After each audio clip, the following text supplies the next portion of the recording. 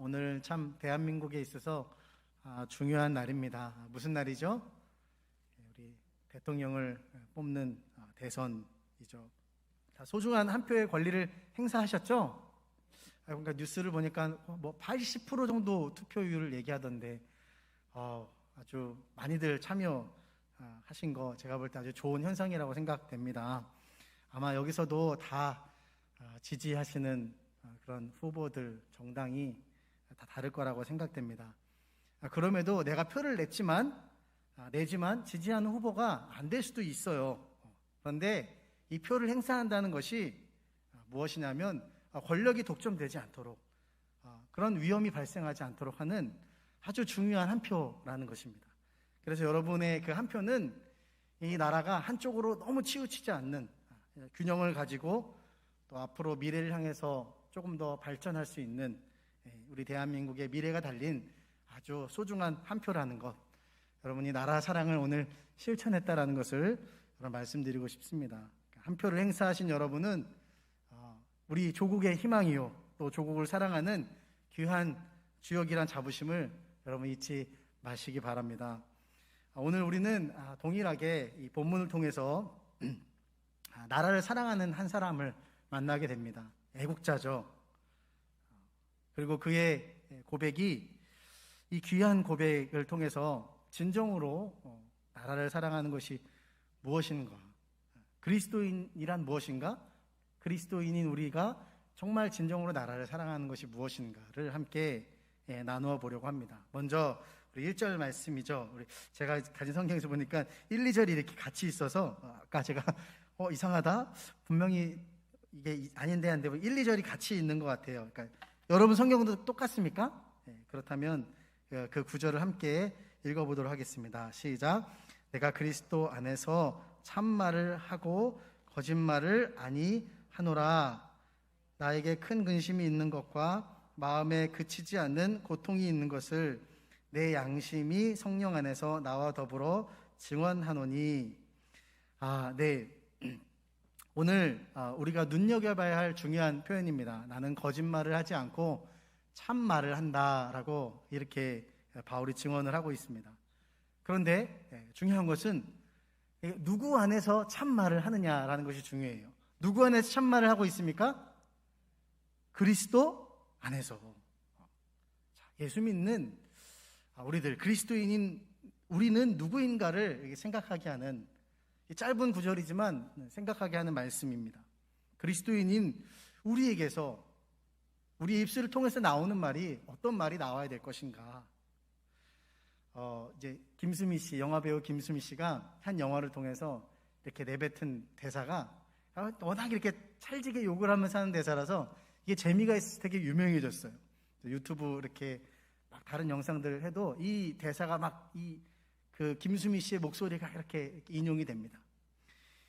이 삐리리는 입만 열면 거짓말이 자동으로 나와.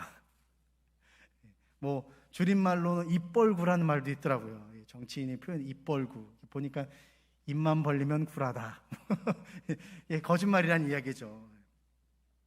그리스도인의 입에서 여러분 늘 거짓된 입, 속이는 말, 여러분 이런 말이 나오면 될까요, 안 될까요? 좀 곤란하겠죠. 오늘 바울이 이렇게 서두에 이런 말을 쓰고 있는 이유가 있습니다. 그 당시 이 바울을 반대하는 세력들, 특별히 유대인들 때문에 바울이 이렇게 자기를 좀 이렇게 변호하고 이 자기의 어떤 무호성, 진실함, 정직함 이런 거에 대해서 이렇게 바울은 막 이야기를 많이 할 수밖에 없었어요. 어떤 오해가 있었느냐? 그는 유대인으로서가 정체성이 없다. 왜냐? 유대교를 버렸기 때문에. 유대교는 이 로마의 어떤 그 입장을 취하고 있습니까? 우호적이지 않아요. 반로마적인 성향이 가득합니다. 그러니까 로마, 그 당시 제국인 로마도 유대인들을 당연히 좋아하지 않죠. 그러니까 이 로마 유대교를 버린, 그래서 그리스도교로 개종한 이 바울을 향해서 유대인들은 어떤 시선으로 바라봤을까요? 그는 매국노다. 그는 유대교를 버림으로 인해서 이 민족을 사랑하지 않는, 이렇게 로마와 이렇게 스리슬쩍 이렇게 핍박을 피하려고 하는 아주 그런 이 꾀가 돌아가는 나쁜 놈이다. 뭐 이런 참 온갖 억측이 둘러싸여져 있습니다. 그래서 오늘 이런 그의 입장 표명은 1차적으로 좀 필수적이었습니다. 그리고 늘 자신이 사도됨과 사도성에 또 논란이 있었죠. 그래서 사도됨과 그의 말의 정당성을 입증하려고 늘 그랬었어요. 그래서 오늘 이 표현 속에서 우리가 이것을 이렇게 해석하고 또 이렇게 적용할 수 있는 거죠. 그리스도인인 우리는 거짓말을 하지 않는 깨끗한 사람이 되어야 돼. 정직한 사람이 되어야 돼. 라고 정도 이해할 수도 있습니다. 물론 그것도 나쁘지 않은 적용이라고 할 수 있습니다. 그러나 오늘 이 참말이라고 하는 원어의 표현을 볼 때 우리는 그것이 단순히 그냥 정직한 사람이 되어야 된다라는 정도의 의미가 아니라는 것을 알 수 있는 거죠. 자, 이 참말이라는 이 원어의 뜻은 따라해 볼까요? 진리. 참말이 뭐라고요? 진리입니다. 예수님께서 이렇게 말씀하셨죠. 진리를 알지니 진리가 너희를 자유케 하리라. 라고 말씀하신 이 진리가 같은 이 원어입니다. 그의 참말은 그러니까 진실된 말임과 동시에 1차적으로 진실된 말이라는 것과 동시에 진리라는 말이에요. 여러분 진리의 역할이 무엇입니까? 예수님이 말씀하셨잖아요. 진리가 너희를 어떻게 한다? 자유케 한다.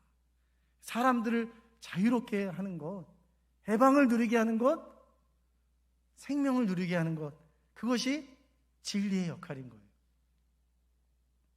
그러므로 여러분 오늘 이 말씀 속에서 우리는 그리스도인인 우리는 우리의 입술을 통해서 어떤 말이 나와야 될까요? 어떤 언어가 나와야 될까요?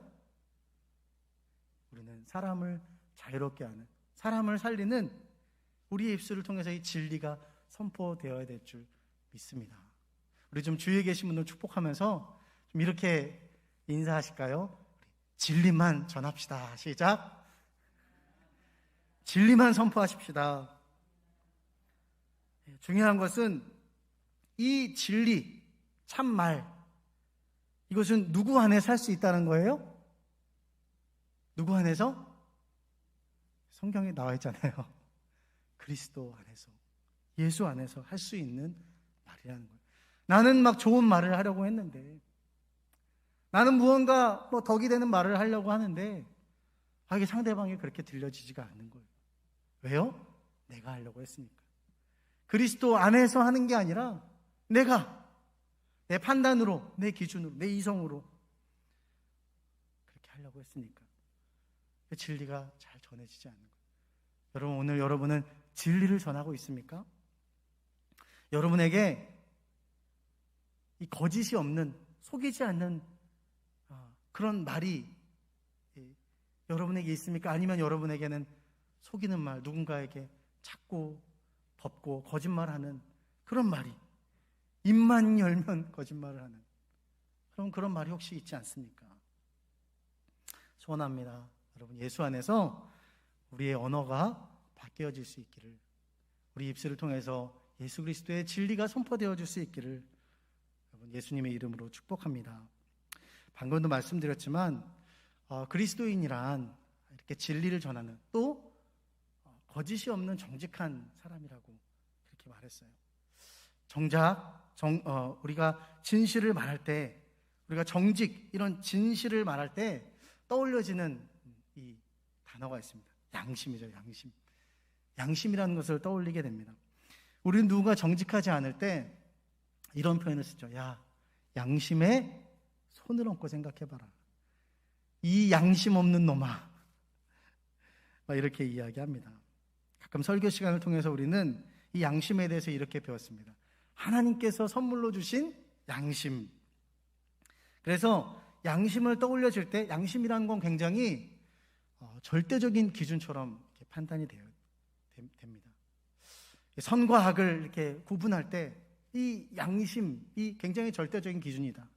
여러분 양심 있으시죠? 양심이 없으신 분들은 없으시겠죠? 그런데 여러분 한번 질문을 드려보고 싶습니다. 여러분 양심이 정말 그렇게 객관적이고 여러분 절대적인 기준이라고 말할 수 있을까요? 그런 것 같기도 하고, 그렇죠? 그렇지 않은 것 같기도 하고, 유일하게 제일 좀 솔직해 보이기도 하는, 우리가 어떤 나쁜 짓을 할 때 좀 뜨끔하게 만드는, 그렇게 만드는 것이 양심. 그러니까 좀 굉장히 좀 순수한, 뭔가 변하지 않을 것 같은 그런 것이 양심처럼 우리가 생각이 될 수 있는데요. 그러나 여러분, 디모데전서 4장 2절에 이렇게 말씀하고 있습니다. 자기 양심이 화인을 맞아서 외식함으로 거짓말하는 자들이라. 자기 양심이 뭘 맞았대요? 화인을 맞았대요. 변하지 않을 것 같은 그런 이 존재가, 무언가에 의해서 흔들리지 않을 것 같은 이 절대적인 기준과 같은 존재가, 우리 모든 사람들이 평가할 때, 야, 양심만큼은 그래, 양심은 안 변하지 않겠어? 라고 생각하는 그 대상이 오늘 성경에 보니까 화인을 맞았다. 이거 지금 변한다는 거예요? 안 변한다는 거예요? 변한다는 거예요. 화인을 맞아서 이게 변해서 결국 사람이 외식으로 거짓말을 한다라는 거예요. 그래도 제일 순수하고 변하지 않을 것 같은 그 양심이 영향을 받고 변한다. 여러분, 양심은 그 자체가 믿음의 대상이 될 수가 없습니다. 양심에 근거한 우리의 판단과 행동이 우리로 진실한 사람을 만들 수 없다는 거예요. 우리 중에서 그런 마음을 가지고 계신 분이 계실지 모르겠습니다. 마지막 내 안에 가지고 있는 아주 순결한 끈, 이 양심으로 내가, 그 양심이 있는데 내가, 양심이 있는데 거짓말하지 마. 양심이 있는데 내가 그리스도인으로 살아가야지. 틀린 말이라는 거죠. 그렇다면 무엇이 우리로 진실하게 하고 바른 것을 선택하게 하고 또 궁극적으로 가장 가치 있는 살리는 진리를 따라 살게 만들까요? 오늘 1절 말씀에 그 해답이 나와 있죠. 내 양심이 누구 안에서? 이번에 누구 안에서? 성령 안에서 나와 더불어 증언한다. 그래서 세번역 성경에서는 이것을 이렇게 표현하고 있습니다. 내 양심이 성령을 힘입어서 이것을 증언하여 줍니다. 아주 적절하고 올바른 해석이죠. 양심이 어떻게 하나님의 선물로서, 하나님이 주신 그 선물로서 아주 순기능을 할 수 있을 것인가, 아주 적절하게 작동할 수 있을 것인가, 그것은 그 자체가 가진 힘으로 되는 것이 아니라 무엇을 통해서? 성령을 통해서. 여러분, 그래서 그리스도인은 자기 자신의 어떤 이성으로, 자신의 판단으로, 기준으로, 양심으로 사는 사람들이 아니라는 거예요.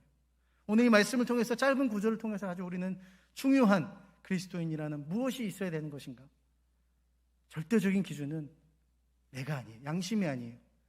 그리스도 안에서, 성령 안에서 살아가는 사람들이 바로 그리스도인인 줄 믿습니다. 우리 주위에 계신 분들 한번 축복하실까요? 그리스도 안에서 사십시다. 시작. 성령 안에서 사십시다. 바로 그럴 때 우리 안에서 진실된 말, 진리가 나올 수 있고, 이 살리는 이런 진리의 말들이 우리 가운데서 넘쳐나게 된다는 거예요. 여러분, 세상은 어떻습니까? 어떻게 보면 세상에는 우리보다도 더 정직한 사람들이 있을지 모르겠어요. 세상은 뭔가 진실을 파헤치려고 굉장히 노력하기도 합니다. 이번에 우리 대선 보면서 이 진실 공방을 가지고 얼마나 에너지 소모가 많았습니까? 근데 그 진실 공방을 통해서 얻어지는 것이 무엇이냐는 거예요. 물론 진실은 밝혀져야 되겠지만, 예전에 막 먹거리 엑스파일 이런 거 있었잖아요. 속이는 거 잡아내가지고 그 결과가 뭐예요? 결국 막 폐업하게 만들고, 그 당시 이제 떠들썩하게 만든 대왕 카스테라, 이거 엄청 다 망했습니다. 엑스파일 인해서. 자, 이게 과연 이게 뭐가 남은 것일까? 상처뿐인 영광인 거죠. 진실과 정직으로 세상이 바뀌어지지 않는다는 것입니다. 세상은 무엇으로 바뀌어질까요? 아무리 시대가 변하고 앞으로 변화될 시대가 있다 하더라도 이 세상이 변할 수 있는 오직 딱 한 가지는 하나님의 진리인 줄 믿습니다. 여러분, 오늘 그리스도 안에서 성령 안에서 살리는 자 바울을 보십시오. 중요한 것은 그의 양심이 증언하는 것은 그냥 자기 결백, 그 주장하는 것으로 끝나지 않는다는 거예요. 그는 무엇을 증언하고 있을까요? 제가 보니까 2절부터 제 거에서 1, 2절이 안 나눠져 있는데 2절부터 3절 말씀을 함께 읽어보시겠습니다. 시작. 나에게 큰 근심이 있는 것과 마음에 그치지 않는 고통이 있는 것을 내 양심이 성령 안에서 나와 더불어 증언하노니 나의 형제 곧 고르게 친척을 위하여 내 자신이 저주를 받아 그리스도에게서 끊어질지라도 원하는 바로라. 아멘. 오늘 2절에 그가 근심이 있다라고 말하고 있습니다. 그런데 이 근심이라고 하는 번역은 좀 다소 이렇게 정확한 번역이 아닙니다. 근심이라는 표현은 우리가 생각할 때 좀 이렇게 깊은 걱정, 골머리를 썩는 뭐 그런 의미처럼 들려지는데, 이 근심이란 말은 헬라어로 리페라고 하는데, 그 당시 이 말은 무엇이냐? 많은 헬라인들에게 이것이 이렇게 인식되었습니다. 신체적인 고통과 함께 감정적인 고통을 나타내는 말이 리페, 근심이라는 말이. 그래서 라틴어 성경에는 이게 어떻게 번역돼? 비탄, 슬픔이라고 이렇게 번역이 되어 있습니다. 아주 적절한 번역이죠. 그래서 바울은 지금 자기가 큰 뭐에 빠졌다는 거예요? 슬픔에 빠졌다. 지금 거의 눈물을 흘리면서 지금 호소하고 있는 그런 지금 표현인 거죠. 슬픔과 비탄함이 있다. 무엇 때문에? 누구 때문에? 자기 동족 때문에. 왜요? 그들이 구원을 받았어요? 못 받았어요? 자기가 보니까 구원을 못 받았어요. 왜? 왜 구원을 못 받아요? 이 바울의 사도 로마서 1장부터 8장까지 계속해서 이야기하고 있는, 인간은 죄인이고 죄인에게는 소망이 없는데 일단 죄인인 것을 인정하지 않아요. 그러니까 누가 필요하지 않아요? 예수 그리스도가 필요하지 않아요. 그래서 그들은 예수 그리스도를 앞에 나오지 않고 예수 그리스도를 믿지 않습니다. 예수 그리스도로만, 오직 믿음으로만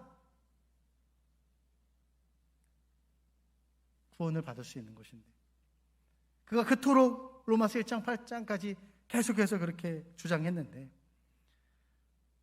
내 동족들이, 그 유대인들, 이 유대인들이 예수를 믿는다 안 믿는다? 안 믿는다는 거예요.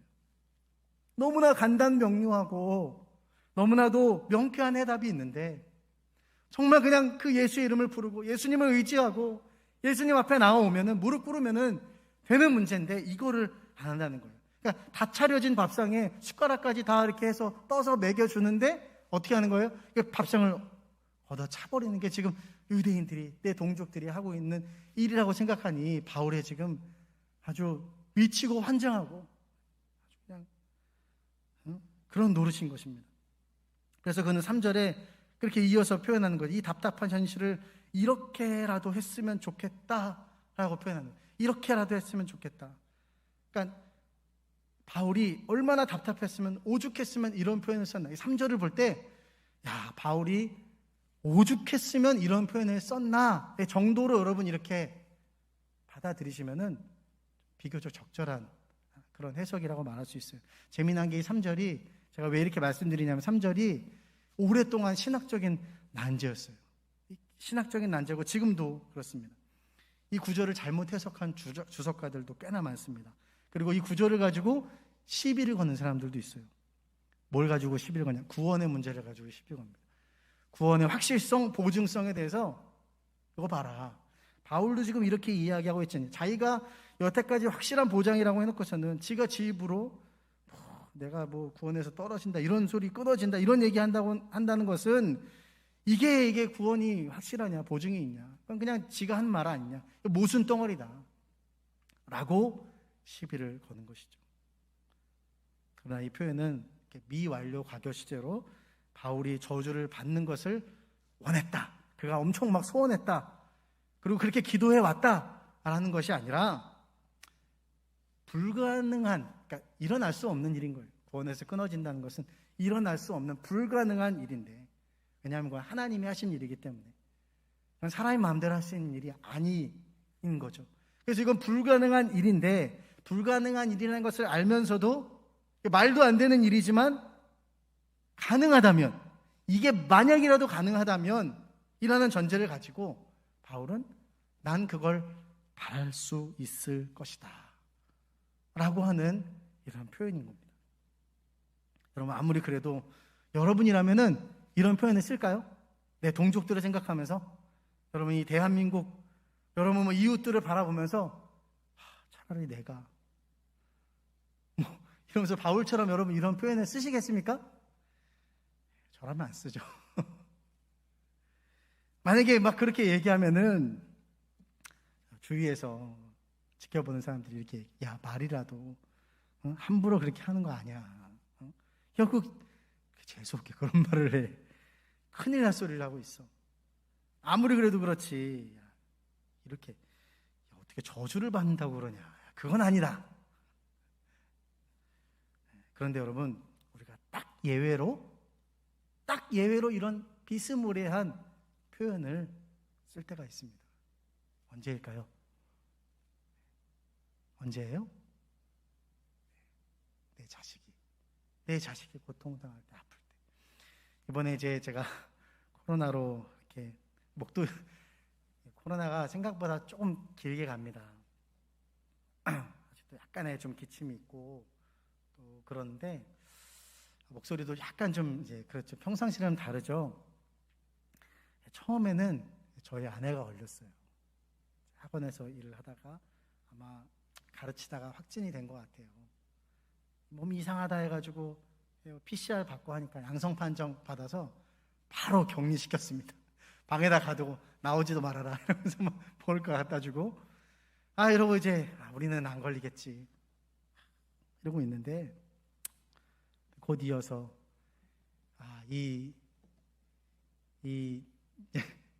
그 불안한 예감은 늘 현실이 되어지죠.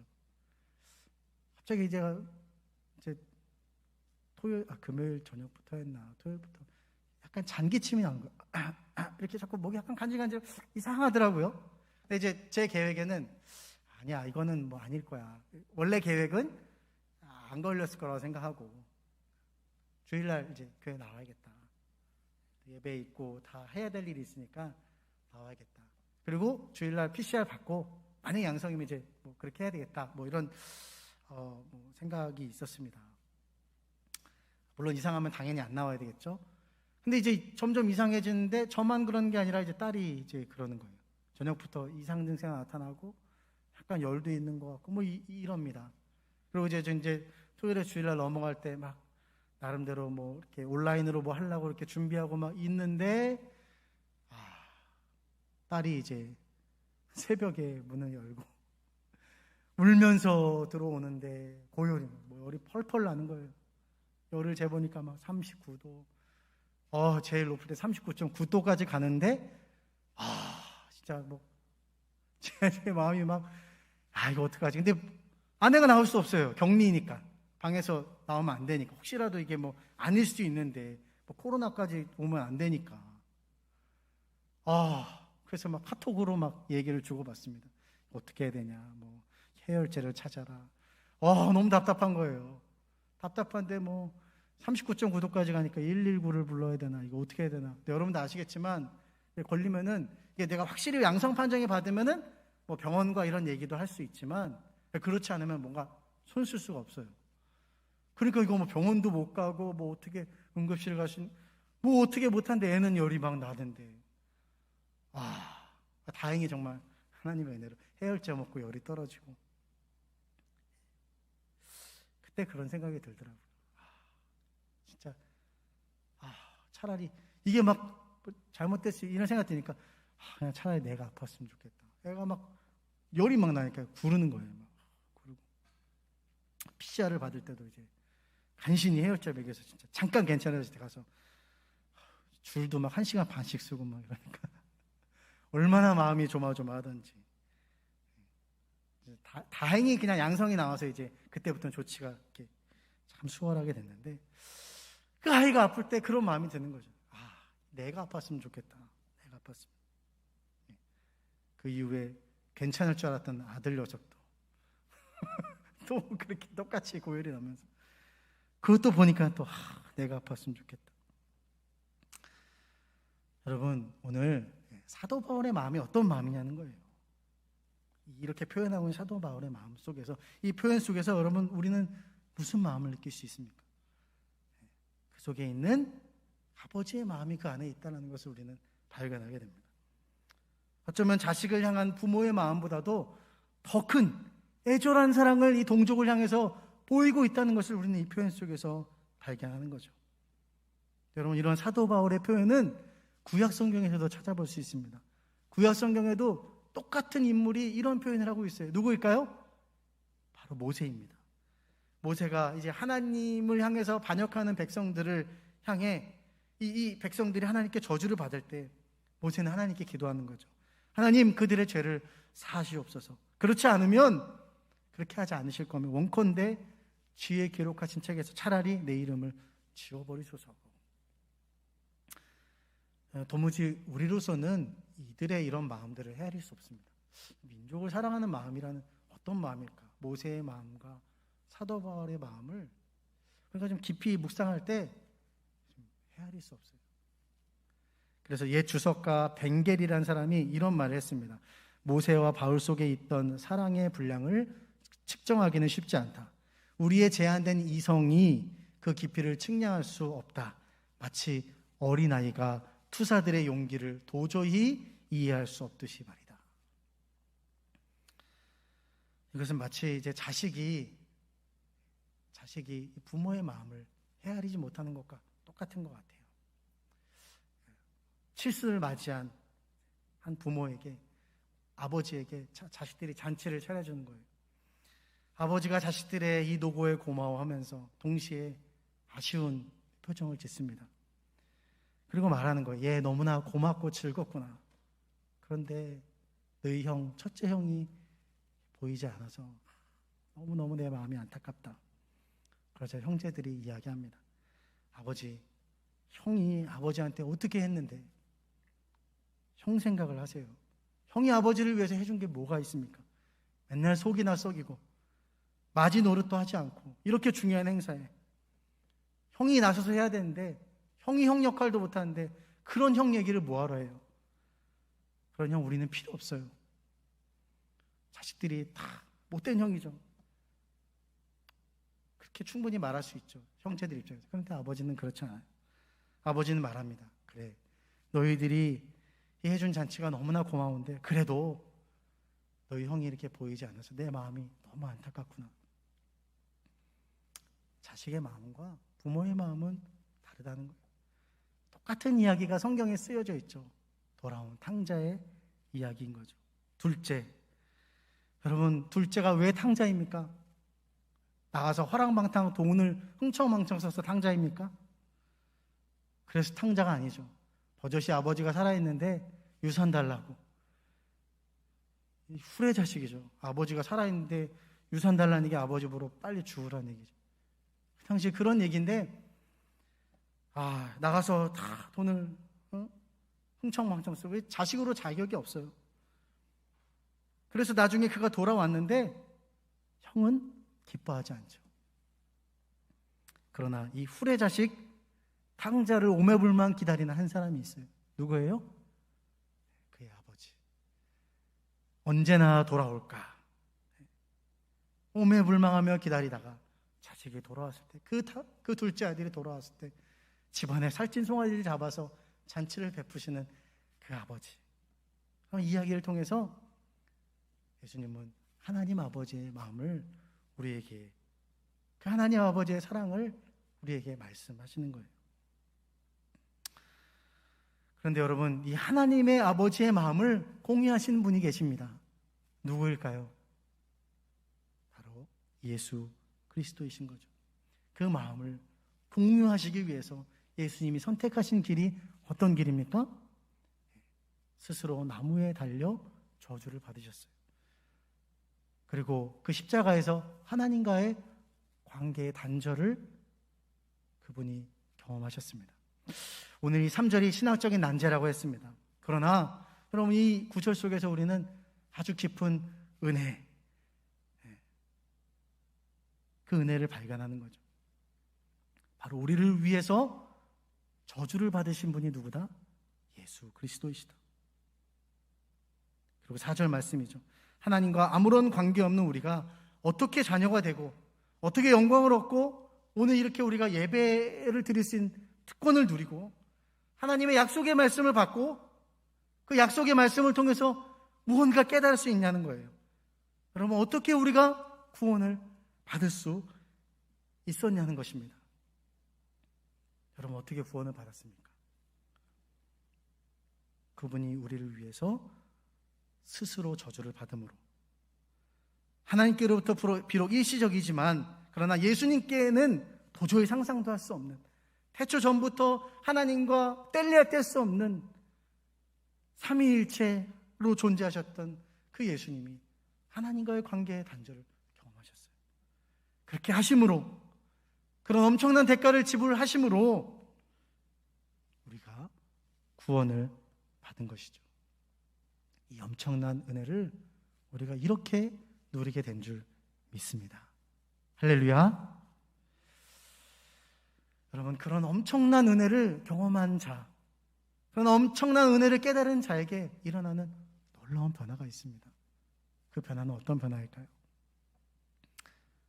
나 같은 놈이, 나 같은 죄인이, 나 같은 이 후레자식과 같은 탕자가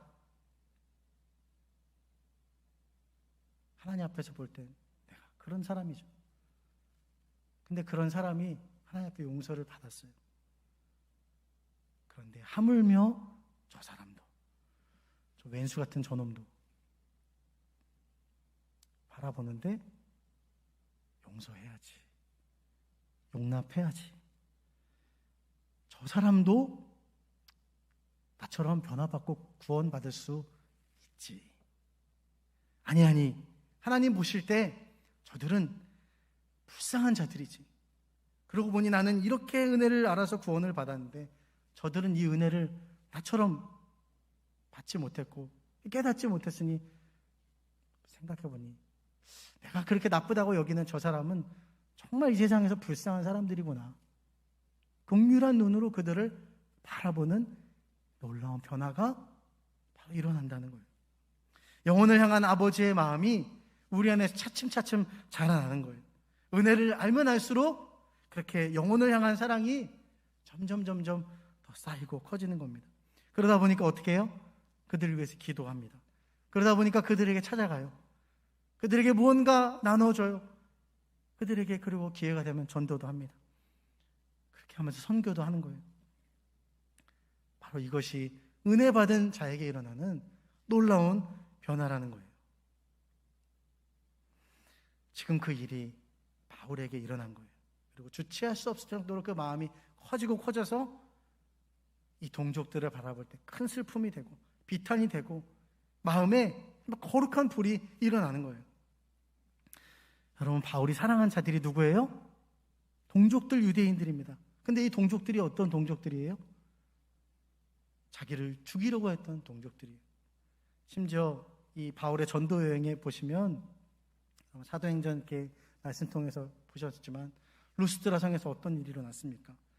이 유대인들이 따라다니면서 회방하다가 심지어는 이 루스드라 성에서 바울을 향해서 돌을 던졌어요. 성경에 보면은 그가 죽은 줄 알고 끌어냈다. 간단하게 나와 있지만 피 났겠어요, 안 났겠어요? 당연히 났겠죠. 피투성이가 됐을 것이고 너무 쇼크 때문에 아마 기절을 하지 않았을까. 그러니까 이제 죽은 줄 알고 성 밖으로 내다버린 거예요. 이렇게 죽기 일보 직전까지 만들었던 자들이 자기 동족들입니다. 바울에게는 어떤 대상들입니까? 여러분에게 누군가 그런 짓을 했다면 철천지 원수들이 용서할 수 없는 자들입니다. 그런데 오늘 바울은 바로 이러한 대상들을 향해서 사랑의 마음을 갖고 있다는 것을 우리는 말씀을 통해서 봅니다. 여러분, 이게 양심만 가지고 일어날 수 있는 일입니까? 우린 그리스도인이니까 우리 양심이 증언하죠. 성경에 나와 있으니까 영혼 사랑하는 거, 뭐 전도하라고 하는 거, 원수 사랑하라고 하는 거 성경에 나와 있으니까. 그러니까 우리 양심만을 가지고 여러분 할 수 있는 일이라는 거예요. 아니죠. 이거는 성령이 아니면 예수 아니면 우리 안에서 일어날 수 없는 일이라는 것입니다. 도무지 우리에게 불가능한 일, 도무지 우리에게 거부감만 드는 그 일. 그러나 오늘 이 바울의 고백을 통해서 하나님은 우리에게 말씀하시는 거예요. 누가 그렇게 해야 하냐는 거예요. 누가 저주를 받아서 그렇게 끊어진다는 그런 고백을 해야 되며, 누가 비탄에 빠져야 되냐? 여러분, 누구입니까? 그것이 바로 저와 여러분들 그리스도인들인 줄 믿습니다. 우리 자체로는 안 되죠. 양심만으로는 안 됩니다. 그러나 주님은 동시에 말씀하시는 거죠. 성령으로 가능하다. 예수로 가능하다. 십자가로 가능하다. 이제는 예수 안에서, 성령 안에서 살게 된 것이 우리들입니다. 우리가 그런 특권을 누리는 거예요. 그게 그리스도인이라고 말씀하시는 거죠. 바로 우리가 그렇게 변화되어져야 한다라고 말씀하시는 것입니다. 쉬는 동안 한 인터넷에서 커뮤니티에서 글을 보았습니다. 내용인즉슨 교회에 다니는 아이들이 거리에 나와서 뭔가를 나눠준다는 거예요. 얘들 뭐 하고 있는 거예요 지금? 전도하는 거죠. 그런데 이 글쓴이가 뭐라고 하냐면, 어떻게 교회가 애들을 이용해서 이런 일을 시키냐. 더구나 이런 코로나 시대에 이게 만약에 내 자녀라고 하면 나는 천불이 날 것 같다. 그래서 나는 이 교회를 당장 신고했으면 좋겠는데 어떻게 하면 될까? 이런 글이었습니다. 여러분, 이게 지금 코로나 시대에 일어나고 있는, 밖에 예수님 믿지 않는 일반 사람들에게 일어나는, 적지 않은 사람들에게 이런 마음이 있어요. 댓글에 꽤 많은 사람들이 다 거기에 대해서 어떻게 그럴 수 있냐, 두둔하는 말도 있지만, 이렇게 반론하는 말도 있지만, 거의 대부분은 그냥 이해가 안 간다, 이런 표현입니다. 여러분, 아무리 교회가 싫다고 해도 애들이 뭐 그렇게 하는데, 애들이 그 억지로 했을까요? 저는 그렇게 생각하지 않습니다. 아이들은 순수해요. 그리고 요즘 어떤 시대인데 교회가 애들 억지로 이렇게 시킵니까? 애들이 아마 하고 싶어서 하지 않았을까. 또 재미도 있다고 생각했을 것이고. 그리고 애들이 뭐 전도해봤자 뭐 얼마나 막 유식하게 주구장창 또 말을 하겠습니까? 그냥 나눠주는 것 뿐이죠. 마스크 끼면서 선물 나눠주면서 그래도 뭔가 자기들이 보람 있는 일을 한다고 생각하면서 하는 그런 아이들에게 소중한 경험이에요. 그 아이들이 그렇게 언제 사람들을 많이 만나고 그렇게 합니까? 좋게 보면 좋게 볼 수도 있는 그런 일인데, 예전에는 그러지 않았죠. 근데 그거 보고 신고하겠다고 하는 기세를 보이는 게 사람들인데, 여러분, 이런 사람들 전도하고 싶습니까? 여러분, 그들이 구원 받았으면 좋겠어요? 글을 보는데 마음이 너무 어려워요. 진짜 교회 어떻게 하다가 이렇게 됐을까라는 생각도 들면서, 또 너무 해도 너무한다 막 이런 생각도 드는데, 용납하고 싶지 않은데 사도 바울의 이런 고백이 들려오는 거예요. 이 고백을 통해서 하나님이 우리 가운데, 제 마음 가운데 성령께서 말씀하시는 거죠. 내가 울고 있잖아. 내가 더 마음이 아프잖아. 어려워도 진리를 말해야지. 진리면 살아나는데, 듣든지 아니 듣든지 그래도 그게 그리스도인의 사명 아니야. 그들을 위해 울어야지. 적어도 우는 마음, 안타까운 마음 가져야 되지 않겠니? 사랑하는 여러분, 오늘 우리는 성령 안에서 증언하는 이 사도 바울의 고백을 통해서 그리스도인이란 무엇인가 정체성을 봅니다. 그리스도인은 영혼을 사랑하는 사람들, 또 동시에 바울의 고백과 같이 자기의 민족을 사랑하는, 나라를 사랑하는 자들이라는 것을 우리는 보는 거예요. 그럼 이 민족과 나라를 사랑하는 길이 무엇이겠습니까? 무엇보다 중요한 일은 영혼 구원인 줄 믿습니다. 그건 누가 할 수 있는 일이에요? 그건 교회만 할 수 있는 일입니다. 교회밖에 구원이 있습니까? 없죠. 저와 여러분들만이 할 수 있는, 하나님께서 우리에게 주신 아주 귀중하고 특별한, 우리만이 할 수 있는 일이라는 것입니다.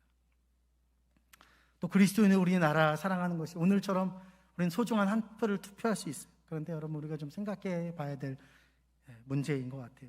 그냥 한 표만 행사하고 이제 당선되면은 오늘 저녁에 이제 당선이 될 텐데, 이제는 책임은 다 누구한테 떠넘겨요?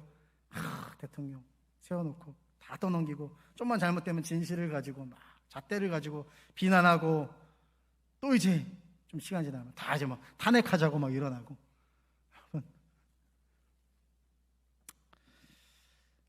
이런 일이 다시는 반복되어서는 안 되는 거죠. 그것은 그리스도인으로서 해야 하는 일이 아니라는 것입니다. 우리는 꾸준히 이제 정치에 관심을 가져야 되는 거예요. 이번에 높은 투표에 나왔다는 것은 많은 그리스도인들도 한 표를 행사하면서 정치에 관심을 가진 것이라고 생각됩니다. 한 표 행사하는 것으로 그치는 것이 아니라, 이 나라가 사는 길은 진리인데, 성경적 가치관을, 하나님의 말씀을, 진리를 어떻게 많은 사람들이 알 수 있을 것인가?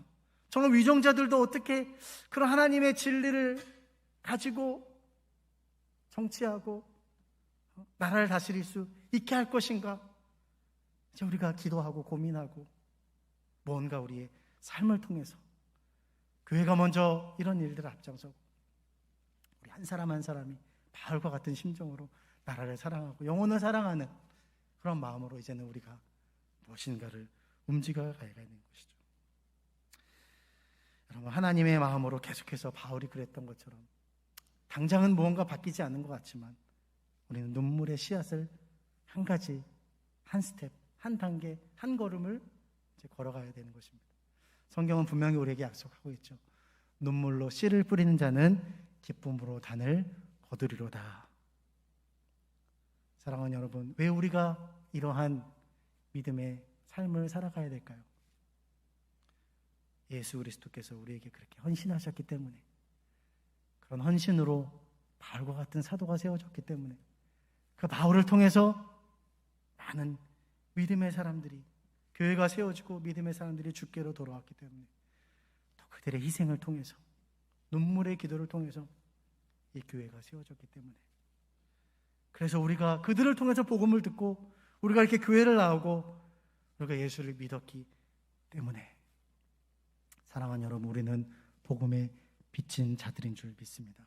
그리고 이 민족과 나라의 진리와 복음을 전할 빚이 우리에게 남아있다는 사실을 여러분 기억하시기 바랍니다. 때로는 우리가 하는 일이 벽에다 대고 계란으로 바위치게 하는 것 같고, 때로는 도무지 용납이 되어지지 않는 그런 일일 수도 있지만, 우리의 부르심이 어디에 있는지, 또 정말 이 나라와 민족을 살리는 이 사명이 우리에게 있음을, 우리를 통해서만 이 나라에 정말 소망이 있음을 여러분 기억하시면서, 오늘 바울이 가졌던 그 아버지의 마음을 가지고 이 민족과 나라와 우리의 이웃과 우리의 가정을 살리는 귀하고 복된 성도님들 될 수 있기를 주님의 이름으로 축복합니다.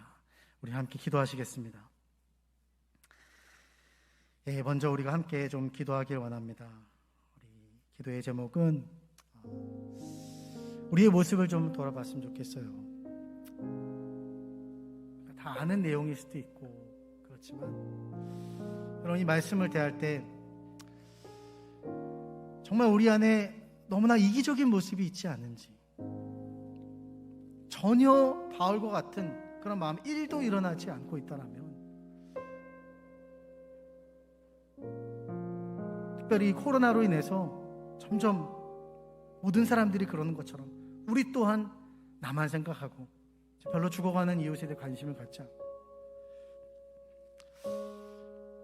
그런 모습이 우리에게 있지 않은지, 여러분, 우리가 돌아보며 이것을 가지고 좀 그렇다 하면 우리가 좀 주님 앞에 회개했으면 좋겠습니다. 우리가 하나님과의 관계를 이렇게 점검할 수 있는 아주 중요한 척도 중에 하나는, 우리가 이웃을 사랑하는가, 영혼을 향한 관심이 있는가, 기도가 있는가, 사랑이 있는가. 그것이 없다면 우리 하나님과의 관계가 무언가 지금 엄청나게 잘못되어 있다는 거예요. 오늘 주님 앞에 좀 나아가십시다. 하나님, 우리를 용서하여 주시옵소서. 말세가 되면은 세상의 마지막 때가는 사람들은 자기를 사랑한다고 했는데, 우리가 어쩌다 보니 그러한 잘못을 범했습니다. 우리에게 주신 사명 다시 한번 기억하게 해 주시옵소서. 하나님의 부르심을 따라서 정말 영혼을 사랑할 수 있는 우리들이 될 수 있도록 하나님 우리를 인도하여 주시옵소서. 주님께로 돌이킵니다. 우리 함께 이 시간 통성으로 기도하며 나가겠습니다. 기도합니다. 하나님 참 말씀을 보니까 얼마나 우리의 마음이 잘못되어 있는지 하나님 바울은 자기의 동족을 향해서 이렇게 비탄에 빠진 목소리로 가능하다면 내가 차라리 저주를 받았으면 좋겠다라고까지 하는 예수님의 마음으로 하나님의 마음 아버지의 마음으로 이렇게 호소하고 있는 모습을 봅니다. 오늘 성령께서 우리에게 너희가 이런 마음을 가져야 되지 않겠냐, 바로 너희들이 그러한 마음을 가져야 되는 자라 우리에게 오늘 도전하고 계시는데 하나님 우리 마음에 우리가 알면서도 너무나도 하나님 이러한 상황에 매몰되어서 또한 우리의 삶에 너무나도 하나님 집중하여서 하나님 오늘 우리의 삶에 우리의 주위에 죽어가는 영혼들을 돌아보지 못하고 기도하지 못하였음을 하나님 이 시간 우리가 다시 한번 회개합니다. 온전치 못한 모습, 하나님과 관계가 깨어져 있는 우리의 모습이 오늘 이 밤에 하나님 회복되어지길 원합니다. 하나님과의 온전한 관계가 회복되어지고 하나님으로부터 엄청난 은혜와 사랑을 받았음을 우리가 기억하며 하나님 이제는 우리 영혼이 살아날 뿐만이 아니라 하나님 우리의 이웃들을 향해서 확장되어지며 그들을 향해서 기도하고 하나님 관심 갖고 또 사랑할 수 있는 정말 그런 참된 예수님의 사람들 하나님 참된 교회로 살아갈 수 있도록 도와주시옵소서. 하나님 세상은 오직 하나님의 사람들 또 하나님 교회를 통해서만 하나님을 만날 수 있고 구원을 받을 수 있는 줄 믿습니다. 여기는 우리가 하나님에 대한 하나님의 소망들인데 하나님 우리가 무엇의 마음을 가져야겠습니까? 오늘 밤에 깨닫는 놀라운 은혜를 허락하여 주시옵소서. 주님 인도하여 주시옵소서. 또 한 가지를 위해서 기도했으면 좋겠습니다. 오늘 주님의 마음을 부어주시길 우리가 간절히 기도했으면 좋겠어요. 사랑하게 하여 주시옵소서. 우리의 이웃, 형제, 자매, 가족들, 특별히 여러분 용납하기 어려운 사람들이 있습니까? 먼저 그 사람들의 이름을 올려드리시면서 주님 좀 사랑하는 마음을 주시옵소서. 오늘 우리가 말씀을 통해서 바울의 신앙과 예수님의 마음, 하나님의 마음, 아버지의 마음을 보게 됐는데 성령으로 사랑하며 그들을 위해서 기도하게 하여 주시옵소서. 포기하지 않게 하여 주시옵소서. 또 우리 이름을 좀 불러가시면서 우리 최근에 고통을 당한 우리 가정 또 있는데 우리 하나님 위로하여 주시옵소서. 힘을 주시옵소서. 우리 함께 좀 중보하면서 이 시간 함께 주여 한번 외치며 기도했으면 좋겠습니다. 주여